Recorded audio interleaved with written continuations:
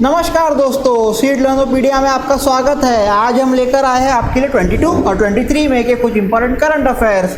आप हमारे seed लर्नोपीडिया channel को लाइक करिए, शेयर करिए, सब्सक्राइब करिए ताकि आपको हमारे आने वाले नए वीडियोस का नोटिफिकेशन मिल सके।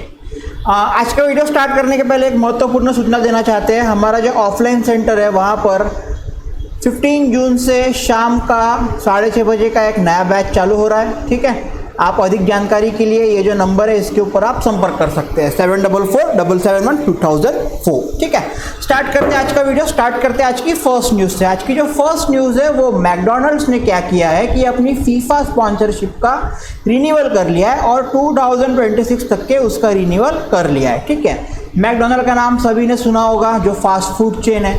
McDonald's the fast food chain has signed a new contract with FIFA to remain as a World Cup sponsor until the 2026 edition in United States, Canada and Mexico।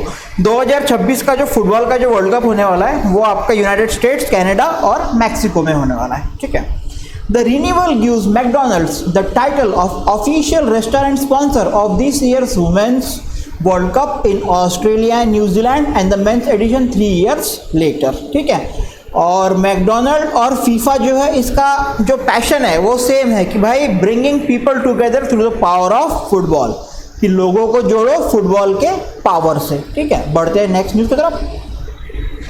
जो नेक्स्ट न्यूज़ है वो Google invest करने वाला है $1 million IIT Madras में। ठीक है, और क्यों करने वाला है?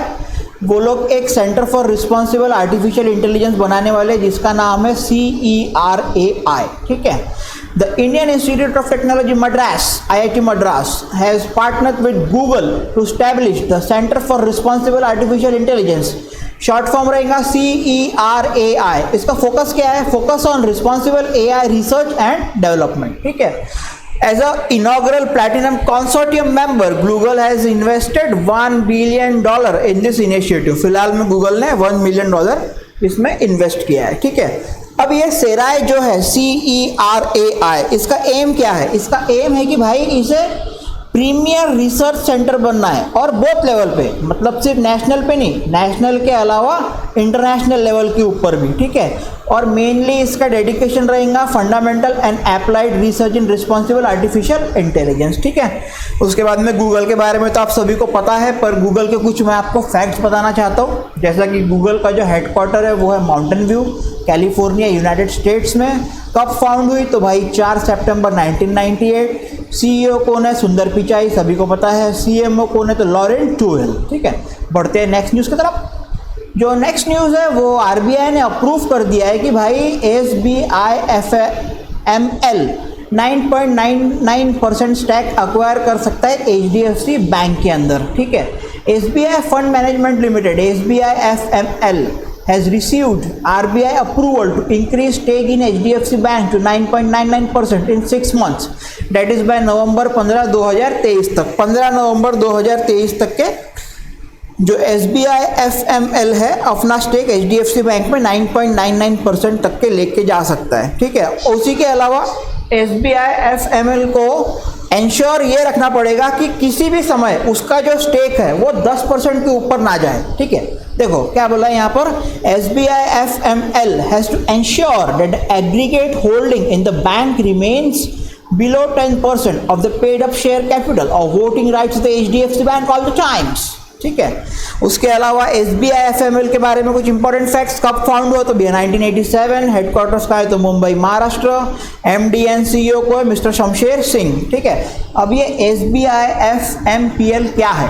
SBIFMPL एक जॉइंट वेंचर है between the State Bank of India, जो कि एक इंडियन पब्लिक सेक्टर बैंक है नंबर 1, एंड अमुंडी और यूरोपियन एसेट मैनेजमेंट कंपनी। ये दोनों का जॉइंट वेंचर मिलके ये वाला कंपनी बना है। ठीक है, HDFC बैंक के बारे में कुछ इंपॉर्टेंट फैक्ट। एक्चुअली ये इन्फॉर्मेशन HDFC बैंक के बारे में इसके पहले के भी वीडियो में दिया हूँ, ये एक ब्रशिंग अप है आपके लिए। ठीक है, कब फाउंड हुई? तो भाई अगस्त 1994। हेडक्वार्टर का है तो Mumbai, Maharashtra. MD and CEO Shashidhar Jagdishan and tagline we understand your world. ठीक है, आपको मैंने काफ़ी बार बता दिया हो कि भाई जो भी बैंक के एक्सपायरेंट्स है उसको हर एक बैंक का MD कौन है, CEO कौन है, उसकी टैगलाइन क्या है, वो कब फाउंड हुई है, उसके हेडक्वार्टर कहाँ है। उसी के अलावा कभी कभी इंटरव्यू में ये भी पूछ लेते कि भाई वहाँ कितनी ब्रांचेस, वो पर्टिकुलर बैंक के अक्रॉस द नेशन कितनी ब्रांचेस है। तो आप जब भी इंटरव्यू के लिए जाए या फिर कोई भी बैंक का मेंस का पेपर देने जाए जहाँ पर आपको ये देने का है एग्ज़ाम जनरल अवेयरनेस का, तो वहाँ पर आपको ये चीज़ पता रहना चाहिए। ठीक है, बढ़ते हैं नेक्स्ट न्यूज़ की तरफ। जो नेक्स्ट न्यूज़ है वो टी बोर्ड ने एक पैनल बनाया है ताकि जो क्वालिटी ऑफ ग्रीन लीफ है उसको इम्प्रूव कर सके। अभी एक्चुअली क्या हो रहा है, अभी ये पाया जा रहा है कि जो टी लीफ जो है उसकी जो क्वालिटी है वो डिटीरियोरेट हो रही है, मतलब वो क्वालिटी ज़रा सी ख़राब हो रही है। तो ये भाई ये क्यों हो रहा है, तो इसके लिए टी बोर्ड ने अनाउंस किया है कि भैया एक 11 मेंबर की कमेटी बनाओ, ठीक है, 11 मेंबर कमेटी, और रीज़न को स्टडी करो कि भाई ये जो डिटीरियोरेटिंग क्वालिटी है ये ग्रीन टी लीव्स की ये क्यों है, और उसी के साथ में इसका रेमिडियल मेजर भी दो कि भाई ये प्रॉब्लम है, इससे ये हो रहा है, तो इससे इसका ये सॉल्यूशन है, ऐसा भी आप बताएं। इसके लिए ये वाला एक 11 मेंबर का कमेटी बनाए। ठीक है, headed by the executive director of T boards office at Guwahati, the panel will comprise representatives of bought leaf factories, state factories and small tree growers। ठीक है, bought leaf factories, state factories, small tree growers मतलब कुछ रहते हैं जो बहुत बड़ी company रहती है, उनके पास में बड़े बड़े टी स्टेट रहते हैं। जैसा अगर आप दार्जिलिंग जाएंगे, आसाम जाएंगे, ठीक है, उधर में आपको सब देखने मिलेगा। इवन आप अगर साउथ इंडिया में जाओगे तो आपको कॉफ़ी के वहाँ पर मिलेंगे। ठीक है, तो bought leaf factory, state factory, small tree grower, इसका मतलब ये है कि भाई छोटा जो टी का अपना उत्पादन कर रहा है वहाँ से लेकर तो बड़े से बड़ी कंपनी उत्पादन कर रही, सभी की उसको इसके अंदर में कॉम्प्रोमाइज़ किया गया। ठीक है, tea board also said that the panel will conduct a threadbare examination of the causes of falling green leaf quality across the country and will submit its report. और ये जो पूरा का पूरा तामझाम है इसका अपना है ना स्टडी करने का, उसके रिलीफ मेजर देने का, उसकी रिपोर्ट बनाने का 3 महीने के अंदर में हो जाएगा। ठीक है, बढ़ते हैं नेक्स्ट न्यूज़ की तरफ। जो नेक्स्ट न्यूज़ है वो गोदरेज एग्रोवेट पार्टनरशिप कर लिया है एसबीआई के साथ में ताकि वो फिनांस एक्सटेंड कर सके ऑयल पाम जो भी ग्रो कर रहे हैं उसको। ठीक है, Godrej Agrovet limited has partnered with the State Bank of India to introduce a first of its kind finance offering for oil farm farmers. ठीक है, गोदरेज एग्रोवेट लिमिटेड ने पार्टनरशिप किया है स्टेट बैंक ऑफ इंडिया के साथ में। ठीक है, ऑयल पाम फार्मर्स को पैसा देने के लिए फिनांस दे। भैया बैंक का काम क्या है, पैसा दो। ठीक है, तो गोदरेज एग्रोवेट ने पार्टनरशिप कर लिया है और स्टेट बैंक ऑफ इंडिया को बोला कि आप ऑयल पाम फार्मर्स को भैया पैसा दो, उनकी मदद करो, उनको फिनांस करो। This collaborative product will provide loans to farmers for various purposes such as अब ये जो लोन मिलेगा इससे क्या होगा, इससे भैया फार्मर लोग जो है अपना माइक्रो इरिगेशन सिस्टम बना सकते हैं। ठीक है, प्रोटेक्टिव फेंसिंग बना सकते हैं अगेंस्ट कैटल ग्रेजिंग। एक्चुअली क्या होता है, ऑयल फार्म जो रहता है ऐसे जो हम लोग जो हिंदी में बोलते हैं बंदी, उसके ऊपर में है ना बनाया जाता है। तो कैसा होता है, फार्मर लोगों के पास में उतना पैसा नहीं रहता, मतलब उसको वो फेंसिंग वगैरह कर सके। तो उसमें क्या होता है, बाहर के जो जानवर है, जो कैटल्स है, वो अंदर आके वहाँ का जो क्रॉप है उसको डिस्ट्रॉय करते हैं। तो वो उसको प्रोटेक्ट करने के लिए फेंसिंग बनाई है। ठीक है, उसके बाद में ट्यूबवेल बनाओ ताकि आपको पानी की कोई कमी ना हो। ठीक है, तो ये सारी चीज़ों के लिए ये वाला पैसा आप यूज़ करिए, ऐसा बताया जा रहा है। ठीक है, it was introduce with an objective of adding oil palm growth by improving fresh fruit bunches productivity. It will act as a catalyst to maintain juvenile gardens during the gestation period of the first 5 years। ठीक है, जो भी gestation period रहेगा उसमें ये वाला काम में आएगा। ठीक है, बढ़ते हैं नेक्स्ट न्यूज़ की तरफ। जो नेक्स्ट न्यूज़ है वो क्या हुआ है कि यूनाइटेड अरब एमिरेट्स मतलब यूएई और गुजरात के बीच में एक अंडर सी गैस पाइपलाइन का प्रपोजल साइन हुआ है, मतलब प्लान हुआ है, प्रपोजल हुआ है। ठीक है, $5 billion under sea gas pipeline between UAE Gujarat proposed. ठीक है, सेज का नाम शायद ही सुना होगा। ठीक है, सेज का फुल फॉर्म याद रखो, south Asia gas enterprise, says. ये क्या है, एक इंटरनेशनल कंसोर्टियम है of the companies in deep water pipeline project has sought the support of the Ministry of Petroleum and others to develop an undersea gas pipeline from the Gulf to India. Gulf मतलब ये gulf countries आ जाती है पूरी, वहाँ की UAE हो गया, उसके बाद में ईरान वगैरह हो गया। ठीक है, एक्चुअली क्या हुआ था, कुछ साल पहले ईरान और इंडिया के बीच में भी कुछ साल पहले नहीं, लगभग एक डिकेड पहले भी ईरान और इंडिया के बीच में ऐसी कुछ पाइपलाइन बनाने की बात चल रही थी, पर उस टाइम पे क्या हुआ था कि थोड़े से सैंक्शंस आ गए थे वेस्टर्न कंट्रीज़ की तरफ से, इसलिए उस टाइम पे नहीं हो पाया। पर इस बार ये प्रपोज है, इस बार डेफिनेटली ये काम हो ही जाएगा, ठीक है। इससे मेन फ़ायदा क्या होगा कि ये जो प्रपोज रहेंगे 2000 किलोमीटर लंबी energy corridor connecting middle east और इंडिया, मतलब मिडल ईस्ट और इंडिया को कनेक्ट कर देगा, और ये $5 बिलियन का प्रोजेक्ट रहेगा, ठीक है। और इससे सबसे मेन क्या होगा कि भैया हमारी 7000 करोड़ रुपए की सेविंग होंगी, ठीक है। अब देखो, जो लिक्विफाइड नेचुरल गैस है वो हमारे यहाँ तो बनती नहीं, वो हम उसको इंपोर्ट ही कराते हैं, ठीक है। तो ये जितनी ये पाइपलाइन के थ्रू हमको गैस आएंगी, उतनी अगर हम बाहर के देश से अगर इंपोर्ट कराते हैं तो उसमें जो खर्चा आएगा और ये गैस में जो खर्चा आएगा उसमें 7000 करोड़ का गैप रहेगा। तो बेसिकली इंडिया का इसमें 7000 करोड़ का फायदा है, ठीक है। There have been new large gas discoveries in Oman, UAE and Saudi Arabia and Middle East, ठीक है। अभी एक्चुअली ओमान में, यूएई में, सऊदी अरेबिया में और मिडल ईस्ट में बहुत नए नए लार्ज गैस डिस्कवरीज हुए हैं।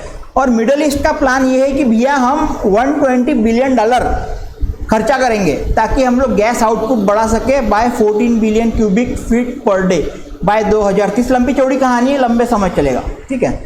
The route being looked at it, इसके लिए जो रूट जो रहेगा वो आपका ओमान से, यूएई से, अरेबियन सी के द्वारा सीधा सीधा भारत में आएगा, ठीक है।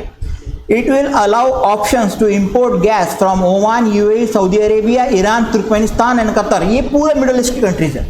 A region with 2500 trillion cubic feet gas reserve, ठीक है। बढ़ते हैं नेक्स्ट न्यूज़ की तरफ। जो नेक्स्ट न्यूज़ है, अभी आपने सुना होगा कि म्यांमार में एक साइक्लोन आया है, साइक्लोन मोचा करके, ठीक है।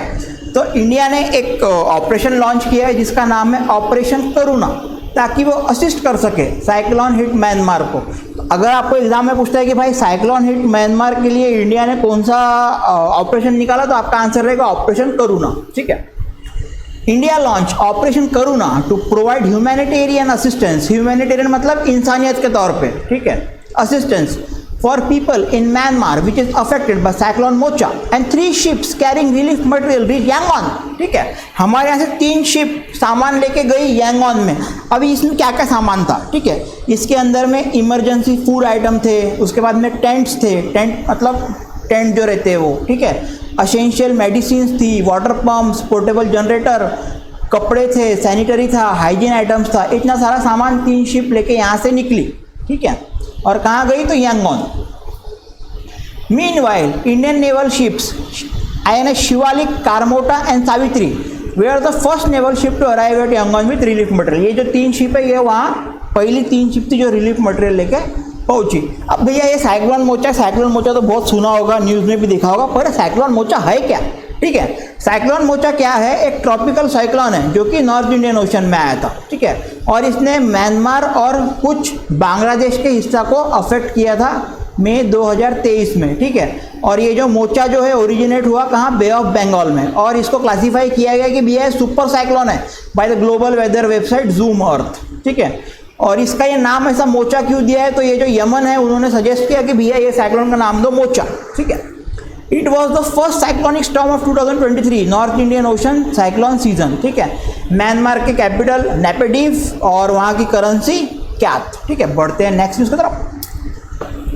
जो नेक्स्ट न्यूज़ है वो हिमाचल प्रदेश का जो कांगड़ा टी है उसको रजिस्टर हुआ है GI टैग, किसके द्वारा, तो यूरोपियन यूनियन, ठीक है। Himachal Pradesh Kangra tea, known for quality, unique aroma and a tinge of fruity flavor, has been registered with the European Union as a protected GI geographical indication। हम चाहते हैं कि भाई geographical indication क्या है वो आप लोग कमेंट सेक्शन में हमको कमेंट करके बताएं, ठीक है।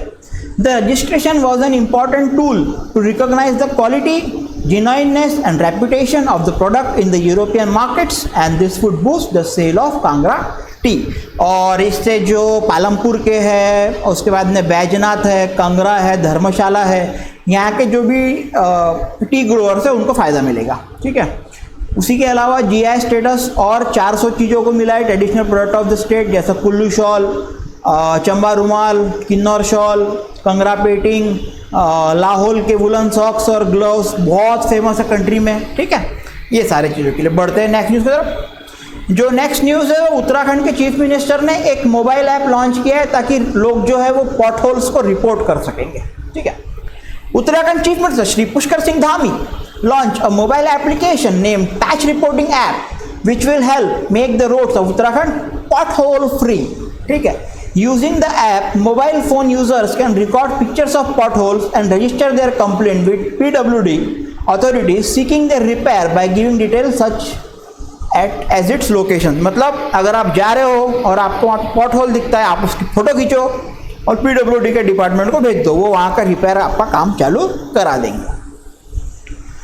The application allows any person with the patch reporting application to submit a detailed complaint by capturing picture। कोई भी इसमें आप मतलब कर सकते हैं, कोई दिक्कत नहीं है, ऐसा कोई जरूरी नहीं है यही करेगा वही करेगा, कोई भी आपको आपके मोबाइल में वो ऐप रहना चाहिए और आपका मोबाइल वो ऐप को सपोर्ट करना चाहिए, ठीक है। अब ये कंप्लेंट से क्या होगा, the complaints will be given updates, complaint को अपडेट्स आपको मिलेगा ऐप के अंदर में और उसके ऊपर में क्या एक्शन हुआ है और आपके कंप्लेंट का मतलब है ना ये जो है रिड्रेसल हुआ कि नहीं हुआ, और पिक्चर भी आपको मिलेंगी साथों साथ, ठीक है। उत्तराखंड के बारे में कुछ इंपॉर्टेंट फैक्ट्स, वहाँ के governor Gurmeet Singh, CM Pushkar Singh Dhami, national park Corbett national park, Govind national park, Nanda Devi, जो जिम कॉर्बेट नेशनल पार्क है ये ओल्डेस्ट नेशनल पार्क है अपने कंट्री के अंदर में, ठीक है। और जो प्रोजेक्ट टाइगर है, प्रोजेक्ट टाइगर की शुरुआत भी यहीं से हुई थी, ठीक है। वाइल्ड लाइफ सेंचुरी में यहाँ पर बिनसार है और झिलमिल है। तो आपके लिए मेन कॉर्बेट, नंदा देवी, राजा जी, उसके बाद में जो लोग हिंदी में पेपर देंगे उनको फूलों की घाटी, वैली ऑफ फ्लावर्स, ठीक है, ये सारे आपको देखने मिलेंगे। बढ़ते हैं नेक्स्ट न्यूज़ की तरफ। थोड़ा वीडियो लंबा हो रहा है पर एक्चुअली सारे न्यूज़ काफ़ी इंपॉर्टेंट है, हम जल्दी वीडियो को फिनिश करने की कोशिश करेंगे, ठीक है। AWS का नाम सभी ने सुना होगा, अमेजॉन वेब सर्विस। ये क्या करने वाला है, $12.7 बिलियन इन्वेस्ट करने वाला है क्लाउड इंफ्रास्ट्रक्चर इंडिया में 2030 तक के, ठीक है। Amazon Web Services has announced to invest $12.7 billion in cloud infrastructure in India by 2030। It will meet the growing needs of customers of cloud service in India. The investment will be made in data center infrastructure in India. The cloud platform will offer more than 200 services including storage, robotics and artificial intelligence, ठीक है। और ये जो data centre है इससे 1,31,700 हर साल full time job का भी वैकेंसीज निकलेगा, ठीक है। अभी ये वाले नए इन्वेस्टमेंट को मिला के टोटल इन्वेस्टमेंट AWS का इंडिया में पहुंच गया है 136,500 करोड़, ठीक है, 2030 तक के पहुंच जाएगा। और ये जो इन्वेस्टमेंट है ये 1,94,700 करोड़ रुपीस कंट्रीब्यूट करेंगे इंडिया के GDP को 2030 तक के। बढ़ते हैं नेक्स्ट न्यूज़ की तरफ। जो नेक्स्ट न्यूज़ है वो Foxconn ₹4,000 crore electronic manufacturing facility in Hyderabad, ठीक है।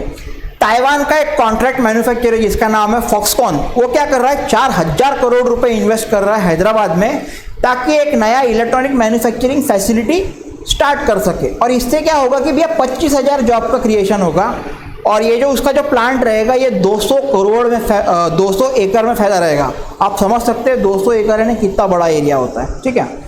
The proposed electronic manufacturing facility according to a joint statement from the state government and Foxconn is the promise to continue delivering world class product to the markets and a milestone for Foxconn interconnect technologies global expansion strategy, ठीक है। ये दिखा रहा है कि भाई किस तरह से फॉक्सकॉन ग्लोबली बढ़ रहा है, ठीक है। अच्छा, अभी इसमें एक और थोड़ा सा प्रॉब्लम हो गया था। जो पहला वीक का मार्च में था उसमें ये कंपनी कंफ्यूज थी कि भाई हम पैसा जो है कर्नाटका में जाके लगाए कि हैदराबाद में जाके लगाए। फिर बाद में कुछ उनकी मीटिंग्स हुई होंगी, फिर फाइनली फॉक्सकॉन ने ये डिसाइड किया कि नहीं भैया जो पैसा है हम लगाएंगे तेलंगाना में, ठीक है।